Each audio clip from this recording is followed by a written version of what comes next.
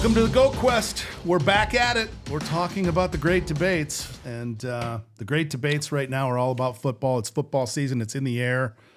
You can smell it. It's coming. You can fucking smell it. The hex is on, right? We don't have to we're in Detroit, Michigan, outside of Detroit, Michigan. We don't only have to deal with the curse of Bobby Lane with our Detroit Lions, but now we have the curse of Sports Illustrated. Sports Illustrated's cover of the football preview features the Detroit Lions as the predicted Super Bowl champion. Oy vey. That's like not what you want to hear when you're rolling in. It's like being the cover of the John Madden football, right? You're bound to get hurt. But we are going to talk football. We're going to talk football coaches, how the coaching carousel this year of current coaches and who the best is. The last 30 years, though, I'll take the cover of Sports Illustrated. Right? For the dollars in my bank account. Are you serious? 30 fucking years?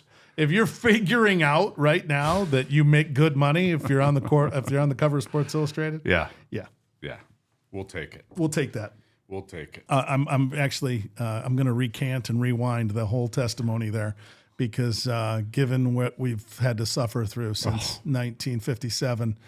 It really hasn't been that long. We had the playoffs in 91. We went to the playoffs you know why in you 94, talk about the playoffs? 95, 97. We got our ass kicked in the playoffs. Thank you. But we went to the playoffs. Qualify that again, okay?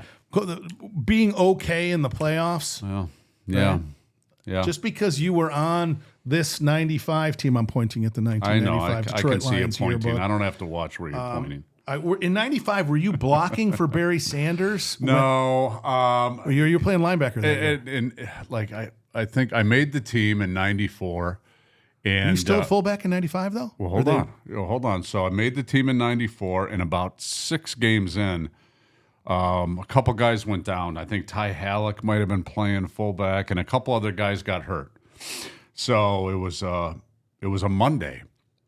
And I get a call from Wayne Fontes.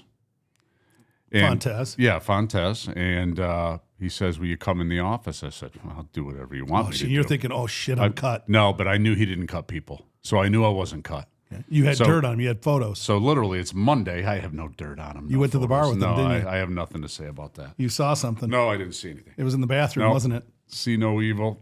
You're no evil. Yeah. So I went into the office, and he had the film up of you doing goal line at Wayne State.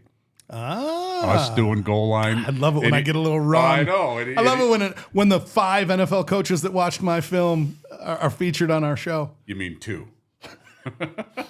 I was counting my 3 tryouts. Was not 5. I hope they watched film. I'm not sure where the 5 came from. But anyway, we were running goal line at Wayne State. And he's like, you play fullback pretty good. He goes, would you like to play fullback? We'd like you to play fullback. And I said, yes.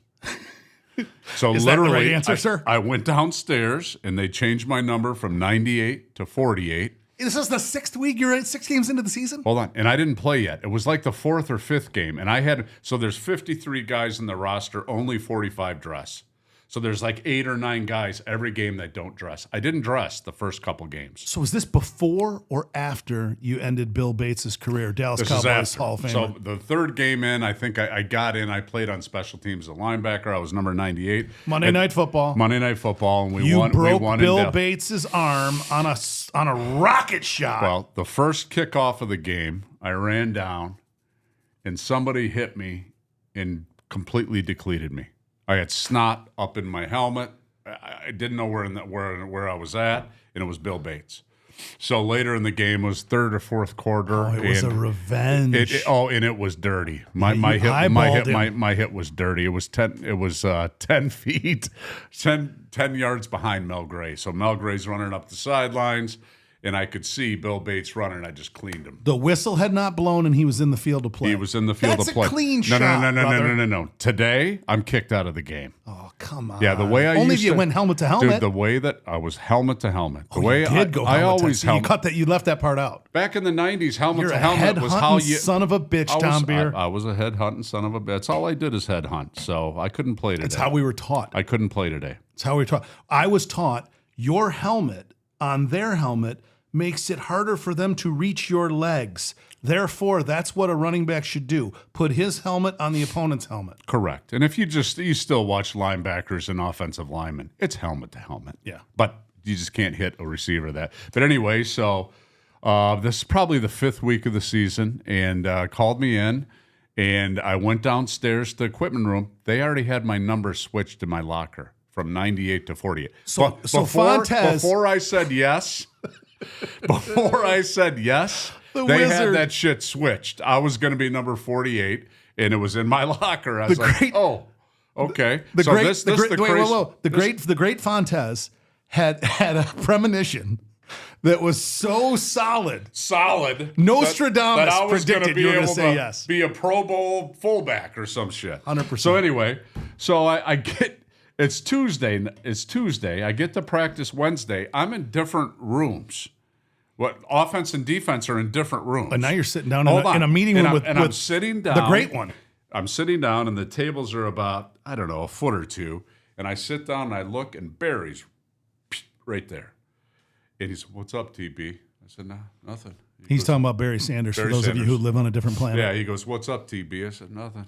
And I said, "I'm just happy to be here. I'm just trying not to get cut." Yeah. That's it. Just trying to live another day. Just trying to hide behind the shield for one more day. It used to be every Monday in the NFL, you got your paycheck. And we didn't have direct deposit back then. So they'd take your paycheck and they'd put it on your seat. You had these little seats by your locker.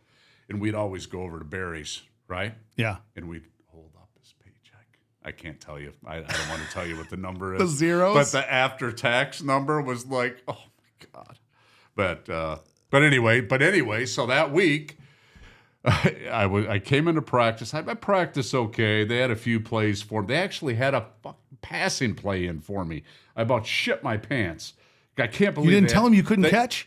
I could catch. No, you couldn't. Yeah, you could catch a round ball. You're a hell of a basketball player. No. But a oblong spheroid gave you challenges. It gave me no challenges. You could barely catch a football. The way you had your pads set up. Pads. You always had horrible pads. Dude, my pads were gigantic. Anyway, yeah, it was like watching. We get to practice. Try to I catch practiced for 2 days.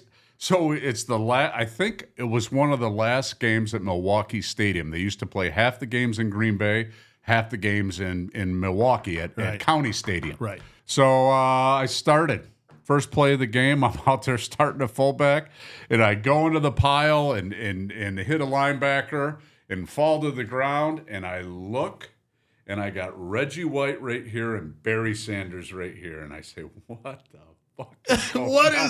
Where am I at? What is Elkton Pigeon Bayport's Tom Beer doing? I was just in my house on Monday playing linebacker, and now I'm starting fullback 6 days later in the NFL. 8 months earlier, you were on a lice-infested couch playing Tecmo Bowl in Forest Apartments. Yes. That building was so infested that they didn't even try to rehab it. They knocked it down. Dude, we'd bomb our room, and all the roaches would they'd go right to my room. Go to the other room. Right down the hall. Bomb that room, they come back. You could hear them. You could hear them complaining. You could hear them we got to move out. Flick on the light, and they go. Yep. Oh, it was not fun. But you made it to the NFL with Reggie White and Barry Sanders, and thus that start of that game as fullback. I believe we're gonna confirm this. I believe it puts you in the NFL record books as the last guy who started games on offense and on defense. Started games, because then you started from some injuries later on in your career from a linebacker. Yeah, maybe. I really don't think it was my talent. I think it was more of just the timing and the way things went down. Your team was in the playoffs almost every year you were there. Yeah. This was not a terrible football team. Look at our linebackers I had. I had Pat Swilling, Pro Bowler, Chris Spielman, Pro Bowler, Mike Johnson, Pro Bowler. And then on the other side, we had Tracy Hayworth and Tracy Scroggins. They were like 6'5", 2'6". The backups were me and Colo. Yeah. Scott Kolkowski. Who also had more than a hiccup in the NFL of 11 or 12 years. 11 years, he was a great football player and a great guy. And, he weighed 225, and he was just tough as nails. And he went to Orchard Lake St. Mary's. So we'll give a little plug out to the Eaglets. More NFL players than any other high school in the state of Michigan. Thanks. Is that true? That is true. That's a fact. That's a true Orchard fact. Lake St. Mary's has more than, because like CC. If it's not a fact, I'm making it one. CC doesn't have many. Brother, right? We're getting way off base, but. Well, but we do it. But it makes an interesting point. Okay, so because we're going to be talking about a lot of coaches here, and a lot of coaching trees do lead through the state of Michigan, right? Sure. So now we're talking about coaches, the current coaches right now that you look at as NFL coaching. You had Wayne Fonts, players coach. People liked him. Never got the team across the finish line as far as deep into the playoffs. The Lions haven't had anybody that got them as far as Dan Campbell. So let's start with Dan Campbell since we're here. He's got to be the rising star of NFL coaches at the top of the tree. I think there's part of being a coach is it's not just the X's and O's, it's selling them, right? And it's getting players to buy into them and do their job. And it sounds simple. That's a simple thing. Do your job, do your job. But getting people to not go out for themselves and go out and do their job for the team is not always easy. When they have hundreds of millions of dollars in contract, so when they have multiple houses, that when balance, they have girlfriends and priorities that go way beyond the field. When they've got 200 people watching them that are expecting them to make a sack when maybe they should have not come off the tight end, right? Yeah. So exactly. Like, and I'll even go outside the entitlement side of it, right? Because obviously they've got a lot of money, they've got a lot of distractions, people are pulling at them, prying at them. I'll also say a lot of these guys are doing the Samaritan side of this. They're paying for their family. They've gotten their mom a house. Sure. They got bills to pay. Sure. So that's where I think that's where the modern coach has twisted this thing, if they're smart. And they've said, you know what? I can be a player's coach. I don't have to be as hard line as maybe Belichick was or as Parcells was, right? The predecessor. But maybe I have to invest a little more time to get to know what button to push with this guy. Nick Saban said, I'm done. I'm done. I have no pull anymore. Normally, I don't have enough levers. I'm going to take your 17-year-old, and he's going to be a 22-year-old when he leaves here, and I'm going to make him a man. Now they're all about the money. Yeah, it's over. It's a different game. So even Dan Campbell, his wife, but even Dan Campbell, he's old school. Let's not fuck around. He's old school through and through. He wakes up in the morning, he's old school.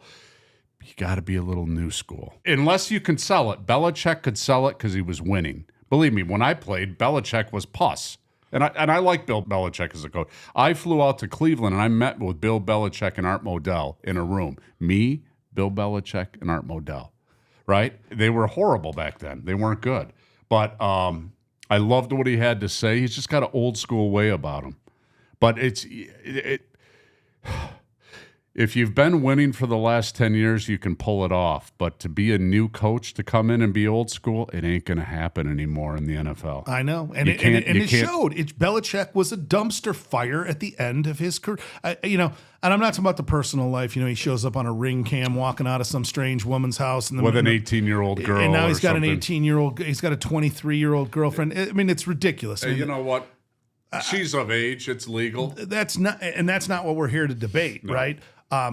Bill Belichick, though, for my money, has, as you just mentioned, his Cleveland career, and what did he do without Tom Brady? And I know that's oversimplifying the excellence of Bill Belichick's defensive coaching, but without Tom Brady, he was a shit show, and at the Cleveland Browns, he was inconsistent at best. Look at all of his assistants that left and tried to be head coaches of their place, and they sucked. Were they a good offensive coordinator under Bill Belichick or a defensive coordinator under the tutelage of Bill Belichick? Yeah. Yes.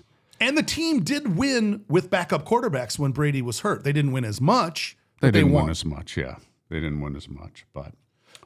So obviously Belichick, you can consider him a current coach because people think he's going to come back, but he's out of the NFL right now. Yeah. And he's got a 23-year-old girlfriend, so he's busy. Yeah. At his age. Yeah. He's busy. As he should There's be. a lot of pills that we're looking for sponsors. right? There's a lot of pharmaceutical companies that are probably keeping I don't know him busy. I don't know what you're talking about. No, of course you wouldn't. Yeah. Of course you wouldn't. Pure stud. Yeah, pure stud. The guy who I look at when we're looking at this list, if I kind of try to go bottom up, Nick Sirianni had the Philadelphia Eagles in certainly looks like the revamping of the Philadelphia Eagles lineup is going to put them in contention again. So we were talking about the other day that starting defensive line for the Eagles, it's all first round draft picks. And there's and I can't remember who the left end is. Is it like Sweat or something? Is his name? But he's good. Oh yeah, like really good. And the defensive tackles are awesome. So yeah, I think they'll be back. I think Sean McDermott is a name that's in there. The Bills have been good here for a number of years in a row. And then you get into the guys who have actually won Super Bowls that are still in this thing, right? Sean McVay for the Rams, very solid coach with a very solid team. We'll see their playoff team last year. I don't think they did enough in the offseason to do anything more than they did last year. It's funny. A lot of these teams, they can't do anything. You got a couple guys making $50 million. You got a quarterback, and you got a defensive tackle, and you got a safety that's making $25 million. You don't have that much. It's a salary cap league. Yeah, it really is. I think they bolstered their offensive line, and if they have Cooper Kupp for a whole season, that's going to be better. But you got to get into the realm of some powerhouses, right? Like you're going to have to go through the Baltimore Ravens, the San Francisco 49ers, obviously the Kansas City Chiefs, the Detroit Lions now, we're actually saying that. And Mike Tomlin's always in the playoffs. He's sitting there at the doorstep. Like, these are the guys you got to beat. We were talking the other day about strength of schedule. Is there a team in the NFL that can't beat anybody? No. Name one. Name a team that could not beat the Kansas City Chiefs. We'll see. Name one. Whether or not the New England Patriots continue on this road of dog shit that they are invested in right now. But, yeah, but I'm with you. Arizona Cardinals going to the East Coast. I don't think they're going to win on the East Coast ever in any football game with this team that they've got right now. But that's about it. You're right. I only think that we were talking about, remember when you and I had a conversation, I said I think there's 9 teams that have no shot of making the playoffs. After I looked at it last night again, then you're like, I think it's only shit. 8. I think it might only be 5. I think maybe Gardner Minshew is enough with the Las Vegas Raiders defense, which is going to be a top 5 defense. I think he might be enough. He's got a lot of pluck, that kid, and he might make Antonio Pierce look like one of the up and coming rising coaches in this league. Yeah, it's funny. I mean, coach, when we talk about these ranking of coaches, it's all essentially we should somehow tie it in to the quarterback that they had. Yeah. Right? Or if they have just a dominant defensive player that nobody can touch. I'll give you 2 snapshots. The Sean McVay snapshot is the one that's been fully realized, which is he knew he didn't have enough, or at least at that point in his career, Jared Goff was not enough in McVay's mind to get them to the promised land. So he goes and he makes a deal and he gets Matt Stafford in, a guy who he thinks fits his coaching style better, and they win a Super Bowl. That is a successful blueprint. Now let's move over to the Cincinnati Bengals. Zach Taylor, rising star in the coaching ranks. Joe Burrow, they go to the Super Bowl. They beat the Kansas City Chiefs. They can't get over the hump. They don't win the Super Bowl. And the next season, Joe Burrow gets hurt. And Browning had some good games. I mean, they flirted with success, but that on again, off again, Joe Burrow being out, is Zach Taylor a genius now without Joe Burrow? Doesn't look so good. Yeah. Yeah.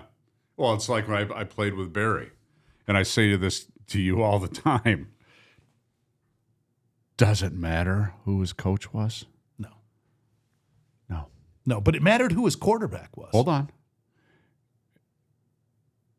And I went through 200 meetings with Barry, and I love Barry, but he slept through 200 meetings. No, he ate candy, didn't he? He ate candy before we're done, big bag of candy. He'd sit there, pew, pew, throw him down. But the second that light went out, he was out. It's not. What are you going to say to him? Wayne Fonts would come in and flick on the light, right? And everybody be laughing. Barry's still. You're going to say nothing. Well, and in all honesty, And Barry, and this is what killed me about him, he never screwed up blitz pickup.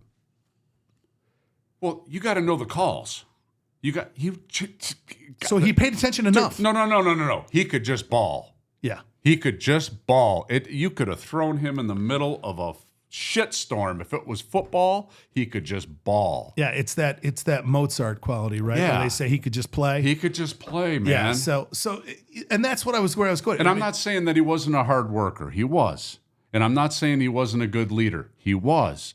He could just play football. Yeah, and when you have all that instinctive quality, right? Then are you wasting your time? Right? Maybe getting a couple extra hours of sleep is the best recuperation. Is the best thing for Barry. For a guy who's going to go out and put 200 yards on the line. Wayne used to come in and flick on that light, and everybody be laughing, and Wayne wouldn't even look at Barry. Wouldn't even look. The offensive coordinator wouldn't even look at Barry. Maybe he'd have a smirk on his face, but they wouldn't even talk to him. All right, so we'll go into the top here. Yeah, where are we at? I think the coaches today, Andy Reid is the GOAT right now. I mean, he is the current, question. And he is going to be way up on the all-time list. Because you're judged by how much you win, period. Andy Reid's statistical line right now is unreal. He has won 14 division championships. He's been to 5 Super Bowls with 3 wins. He basically is in Super Bowl contention every other year of his career. Philadelphia Eagles and then the Kansas City Chiefs. And right now, this dynasty is on a run. And I like rooting for Andy Reid, not just as an all-timer, but as what's going on right now with this dynasty, because I think they're doing it the right way. Anthony brought up, Anthony Fredericks, who we're talking to, our former Wayne State quarterback, that there are a lot of mechanics and plumbers, right, playing wide receiver around Patrick Mahomes. Those are Andy Reid's mechanics and plumbers. He picked them for specific reasons to orchestrate that thing in such a way. Now, it's great to have the magician Mahomes at the helm of that. Yeah, without the magician, Andy Reid. I like rooting for Andy Reid. He's had a lot of personal turmoil in his life. And to have somebody that comes through the other side, you know that the guy just lives for football. Sure. And he'll probably coach until they put him in a box. Dude, there's not a head coach in the NFL that doesn't live for football, though. Right? They all sleep at the stadium. They don't go home during the season. They sure as hell don't go home during training camp. Yeah, it's an important point. They put a cot right here, and they have somebody bring them in food, and they don't leave. They don't go home. They don't see their family for a month or two. Yeah. Yeah, most of the guys. After Andy Reid, I think who is clearly head and shoulders above everybody else, and considering that Bill Belichick and Pete Carroll as Super Bowl champions probably won't be back, maybe won't be back. I say Mike Tomlin, I think Mike Tomlin, what he's done with different teams, different players, motivating different players. I love the way he talks. Yeah. He's just awesome. He's got the best one-liners. He has no patience for bullshit. And there's something to be said about a head coach that can make a team laugh a little bit. You know what I mean? Yeah. There's something to be said about a head coach that can bring people together, make fun of people in a way that it makes them laugh. And that's not easy to do. No. That's not easy to do. And sometimes he has to make fun of them at the peril of the press. Oh, right? Dude. And I love the. Well, did you see when he pulled aside Chauncey? Was it Pouncey, the center? It was like 6 years ago, and this guy's a Pro Bowler that was a big part of their team, and he got a penalty at the end of the game, and it ended up getting them out of field goal range. I remember. Right, and he pulled him aside. He said, "You're picking yourself over the team. That's the problem. Yeah, you're picking yourself over your teammates, right on the sideline." Yeah, it's funny you bring that up. And Pouncey was like, sorry. You know what I mean? But he was right. Yeah. You're picking yourself over the team. You have to hit people with facts, right? We go back in time because we talked about quarterbacks on a previous episode, and we never really got to Len Dawson, the 3-time championship quarterback of the Kansas City Chiefs, won Super Bowl and then the AFL championships. But the Len Dawson had that same situation. They're going into a championship game and an AFC championship game or AFL championship game at the time. And it was the whole Ben Davidson, Otis Taylor. Ben Davidson hit Dawson out of bounds while he was on the ground after he got a first down. And back then the rules were that if there was a late hit on a play, it wasn't a first down. So that the ball got moved back in the rules. They were out of field goal range, and Minnesota got the ball and ended up beating them in that game. So games like that where guys get overly emotional that's where a coach has to come in. Hank Stram, we'll talk about Hank Stram and the GOATs. He was the Kansas City coach at that time who said, hey, we got to pick up the pieces and move on. And they certainly did. I mean, that's a championship football team.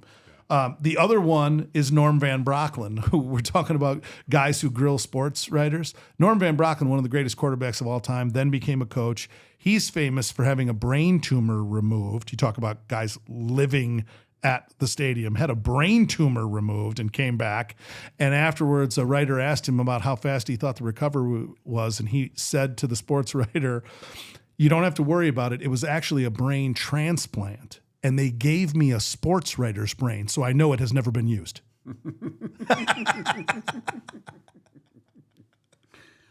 It's good to have a head coach who has that kind of sense of humor. Correct. Yeah. Anybody else you want to mention of the current day before we go to the GOATs? I just think Jim Harbaugh is going to do great things in LA. I just think that he's a quarterback whisperer, and I'm not a huge Michigan fan. I enjoy watching Michigan. I think they get a little full of themselves sometimes. I just think he's got it, and I think that's why he keeps getting these jobs, because people know he's got it. And I don't know what that is. It's obviously like a little quarterback whisperer, or the ability to motivate people that make more money than you. That's part of it too. That's a big part of it. Some of these guys making 40, 50 million. Harbaugh's not making that.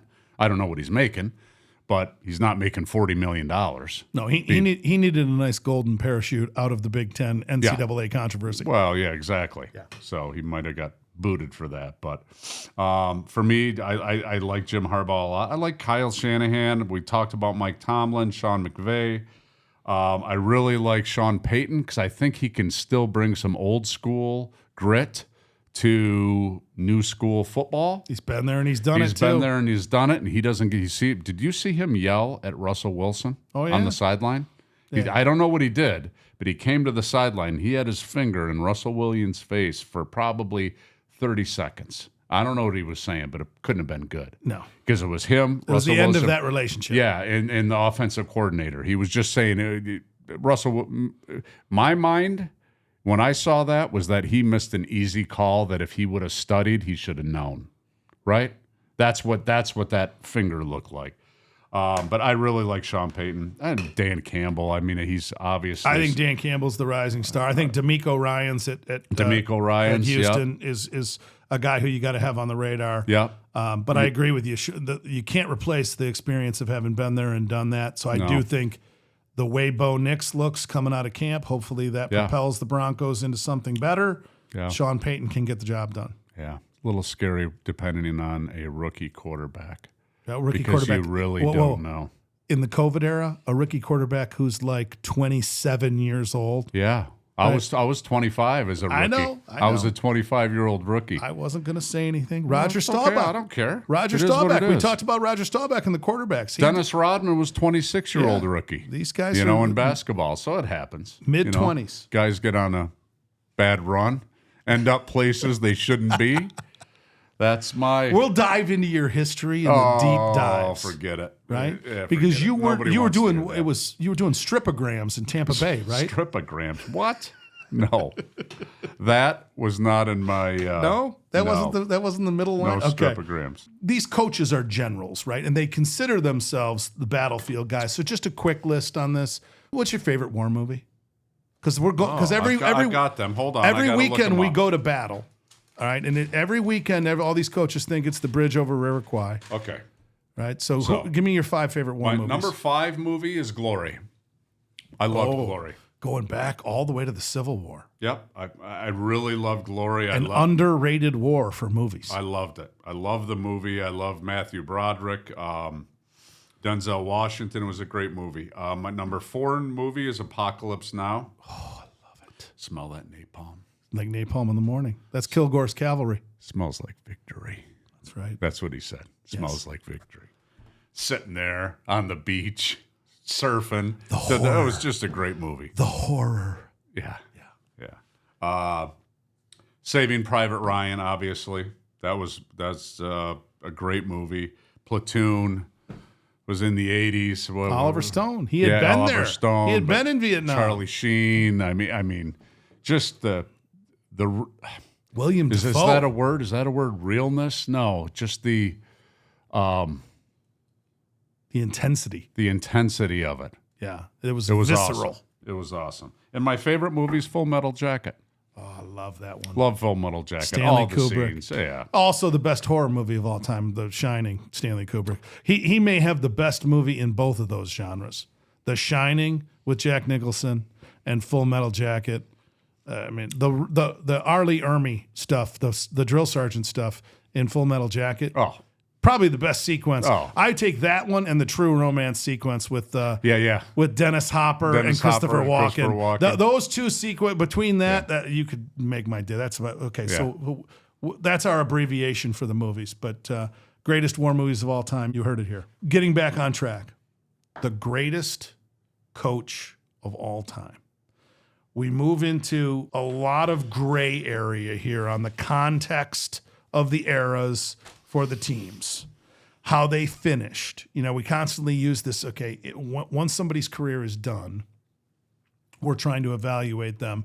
And it's hard to evaluate like Andy Reid. What if Andy Reid takes a Bill Belichick-sized dump at the end of his career? What is that going to do to his legacy? When I looked at these lists from 3 years ago that all have Belichick number one, I'm not buying it anymore. I see too much evidence to put other guys into a framework. And I know he won 6 Super Bowls, right?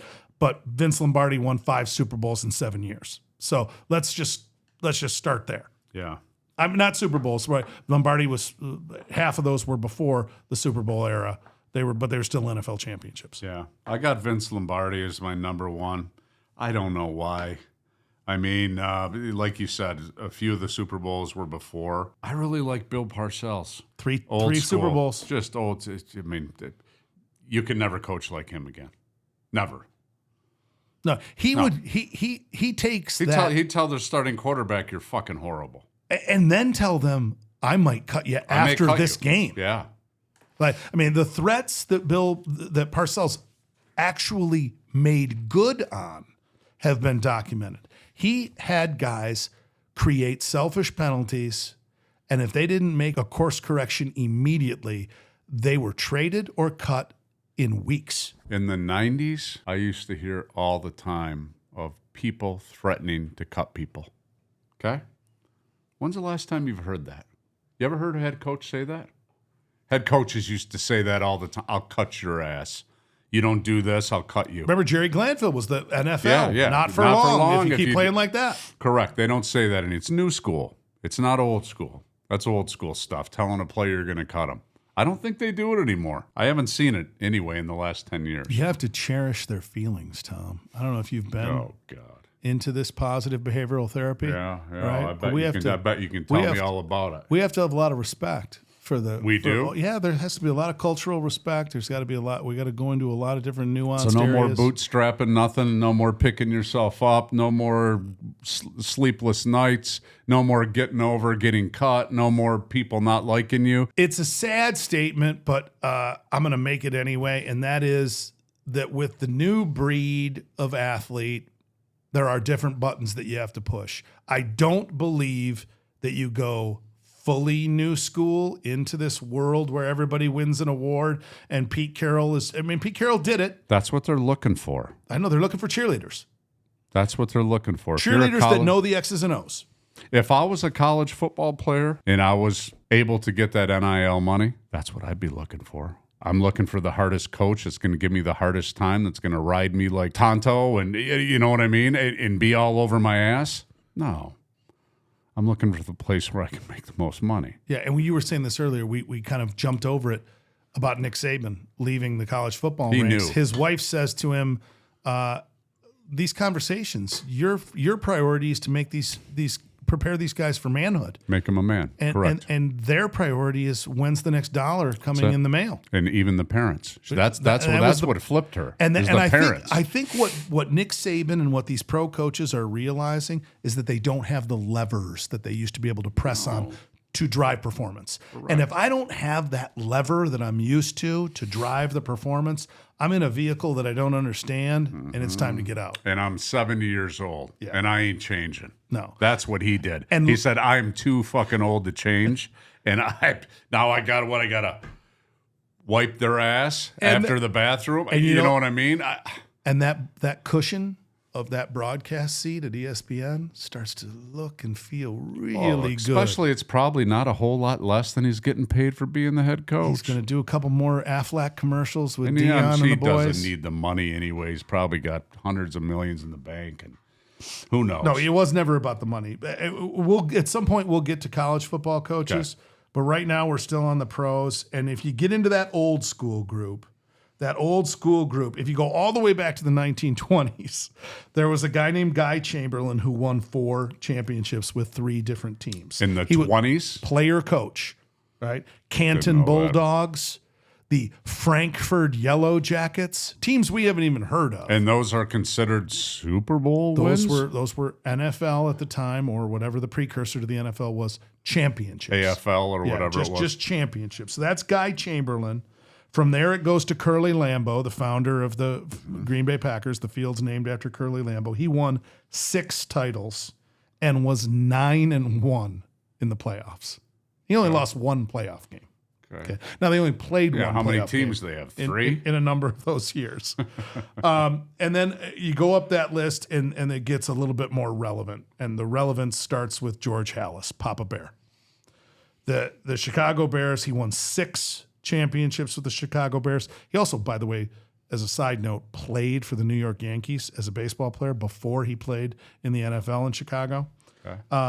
And then the Paul Brown, the founder of the Cleveland Browns, who also started the Cincinnati Bengals. The only guy who started 2 franchises from scratch. He had the Bengals as a winner too, but with the Browns, he won 4 in the AAFC. We talked about this with Otto Graham, his quarterback. 4 in the AAFC, and then in the merger, the first big merger, he won 3 the first year that he moved over to the NFL. So AAFC was pretty good. 7 championships total, so he's ahead of Belichick, Paul Brown. 7 championships total, 14 division championships in 25 years. Wow. More than every other year. Wow. So that just gives you now we'll accelerate into your era. Who do you said Parcells. Who else is on that short list? Bill Walsh has got to be on that list. Don Shula, Joe Gibbs. I mean, it's just so hard because it was such a different era. I mean, if you look, when we watched the Washington Redskins, do you ever remember watching them without Joe Theismann? Yes. Okay, later when they won the Super Bowl. Only because I was a big John Riggins fan, so I paid a lot of attention to the Redskins. But how long did Riggins play without Theismann? Not long. It just was a different era for me. When you win a Super Bowl now, your top 3 players are gone. And here's where context comes in. We talked about, your competition and who you're playing against factors into the way we think about the GOAT. That football conference, the NFC East, right? The New York Giants, the Philadelphia Eagles, the Washington Redskins at the time, now the Commanders, and the Dallas Cowboys. Are you kidding me? Just getting out of your division, sure, you had to go through 3 of the best teams in the league every single year. I mean, it's the same thing that goes for Parcells. Joe Gibbs had to beat Tom Landry, Bill Parcells, and whoever else. And Joe Gibbs did it with 3 Super Bowls with 3 different quarterbacks. Rippon, Doug Williams, and Joe Theismann. I mean, that may never be done again. These guys ride a quarterback. I actually think that there's something to be said for instance, Joe Gibbs. 3 different quarterbacks, right? If he had Tom Brady, dude, I knew when Tom Brady went to Tampa, he was going to win. And everybody said, Tom Brady's going to fail. Yeah. And I'm like, it ain't Bill Belichick. It's Tom Brady. Yeah. It ain't Bill Belichick. And I was right. I'm not right often.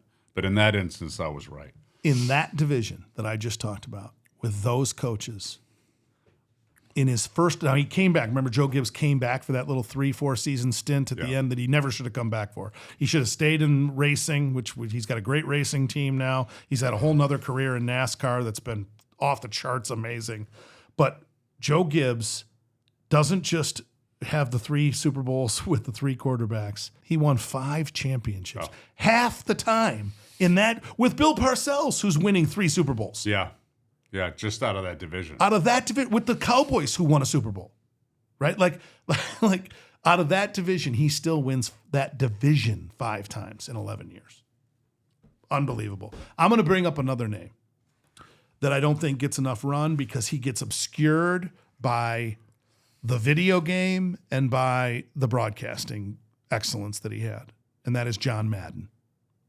John Madden has the highest winning percentage in a 10-year career. I mean, John Madden is the winningest coach by percentage. Now, Belichick may have passed him. I'll get fact-checked on that. But John Madden had 10 wins almost every season that he coached, starting with his first season when he got the job for Al Davis. And Al Davis, not an easy owner to coach for, by all accounts. Sure. So when you look at great coaches who may have had abbreviated stints, I think, as we just said, Gibbs probably should have not come back. The John Madden run is phenomenal. You know, I think all these head coaching decisions are based upon the players that they had to play with. So obviously Gibbs came back and he didn't have the studs that he had, right? But I mean, if you look at John Madden had great teams with the Raiders, but you mentioned another guy Tom Flores, the Raiders coach later on, who also won Super Bowls, had to go against Bill Walsh out there on the West Coast. Sure. Now, Bill Walsh wins 3 Super Bowls, tied to Montana, but then he's got Steve Young flirting into the mix at the end. They won with Steve Bono. People forget about that. They won a Super Bowl? But Bono came in during that season to fill in a lot. Bill Walsh winning 3 Super Bowls and then retiring, handing the keys to the car to George Seifert and going into the press box as general manager, president, whatever. Yeah. And they win the Super Bowl the next year again. Good players. But I'm sure it had to do with his outline that he had for the team, how they practice, how they think, how they run their offense, the adjustments they make. Yeah, you came in with Lombardi. I am going to make my claim for Joe Gibbs. I think the 3 quarterbacks with 3 Super Bowls pushes it over the edge. I do have Lombardi as 2 and Belichick as 3, so he's still right there on Mount Rushmore. I didn't pull him that far down. And then Walsh and Madden. I got to put Don Shula on there too. I'm not sure. Winningest coach of all time. I had him next. And he had the only undefeated team. Yeah, he did. Only undefeated team. Did it with 2 programs. Again, didn't have to ride one wave. At Baltimore Colts, they lost the Super Bowl in the '68 to Joe Namath. So that's a little bit of a black mark. And then the end of his career couldn't get Dan Marino a Super Bowl. That hurts him a little bit. But Shula's right there. He's definitely in the top of the top. And I'm going to put Paul Brown in there for all those reasons that I mentioned. Does Andy Reid slot in? Yeah. Now. Sure. I'd say he's number 8 right now. So right now, if you had to slot him in today, but you think he'll move up from there? Who knows? The problem is it's the most recent thing to us. Chuck Noll was the first 4 Super Bowl winner. Yeah, how's he not on there? I've got him. I got him in the top 10 too, but he's on the lower half of the top 10, which I can't believe. Tom Landry, who had the most playoff appearances in a row. Yeah. I mean, there's a bunch of Hank Stram, who we talked about a little bit, talking about the Chiefs. Who had 3 titles, 2 in the AFL and 1 Super Bowl. A lot of great coaches. We've gone through them ad nauseum now. But I think what I'm most interested in the coaching side of this is if Belichick comes back. Is he so pissed off that Tom Brady went to Tampa Bay and won a Super Bowl and ruined his legacy because now it looks like Tom Brady was the torchbearer of all that championship caliber football in New England? He was. So, does Belichick have to come back and find a place where he can win? I don't think so. I mean, he's hanging out with some 20-year-old girl, out in public in L.A. I know. I don't think he comes back. I think the game. He's having his midlife crisis. Hey, everybody has their runs, and everybody has good runs, and there's, you need a few good runs in your life, and he had it. And he had it. And it worked. Are you hoping he retires, or do you want to see the cataclysmic shit show that might transpire if he comes back? I don't think it'll be. I don't know if it'll be a cataclysmic shit show. I just think it's going to be awfully tough. All right. It depends on where he goes, though. If he got a job where he had a great quarterback and a great defense, who knows? All right, Beer Man. Sadly, it is time for us to do this again. So if you're interested in learning more, you want to follow us on any of the major platforms, you can do that. All the links and the information can be found in the show notes of this episode. This was, as usual, a well-produced, mediocrely researched, yet expertly presented episode of GOAT Quest. Please go to the website, goatquest.com. You can buy merch. You can make fun of us. Please criticize us. I'm sure you can fact check us because we often make mistakes and are not afraid to admit it. But we love you. We miss you. Till next time, I want you to go out into the world and be the GOAT at whatever it is you're trying to do today. And Tom and I are about to do the Beer Man special. One for you, my good man. Thank you, sir. A Corona Light. Well, you can't afford Miller Lite. My Mexican brothers and sisters need to get some love. And there it is. This ain't made in Mexico. You don't think so? It's made in Iowa. All right. Still tastes good.